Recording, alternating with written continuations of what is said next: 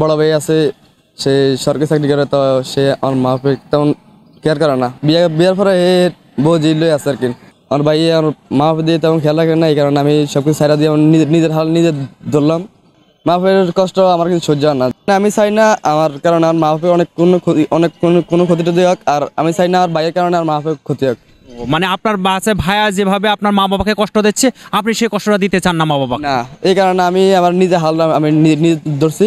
ভাই কি যে পুলিশের চাকরি করে, ওনার পোস্টিং কি ঢাকা ডিএমপিতে না অন্য কোথাও আছে সে এখন? হে হলো আনসার ব্যাটালিয়ন। আনসার ব্যাটালিয়ন কোথায়? তার চট্টগ্রাম আছে মনে হয়। সাথে কোনো যোগাযোগ নাই? আমার সাথে তো যোগাযোগ নেই। আমি আমি যে আমার মা বাপের লাগে খেয়াল করে না, ওনার সাথে আমার তো যোগাযোগ রাখি কোনো লাভ নাই। এই কারণে আমি সব জায়গাতে আমার সব কিছু ব্লক মারে রাখিছি, নিজে আছি, মা বাপের খেয়াল রাখতেছি, আমি আমার নিজের খেয়াল রাখতেছি। বিয়ে করার পরেই কি সে এমন ব্যতিক্রম হয়ে গেছে? বিয়ের পরে সে পুরো চেঞ্জ হয়ে গেছে। আর দ্বিতীয়ত আমরা ভাই এলাম 3 জন, বোন এলো 2 জন। বড় বোনকে বিয়ে দিছি, আর ছোট একটা আছে, ওনার পড়ালেখা করাতেছে।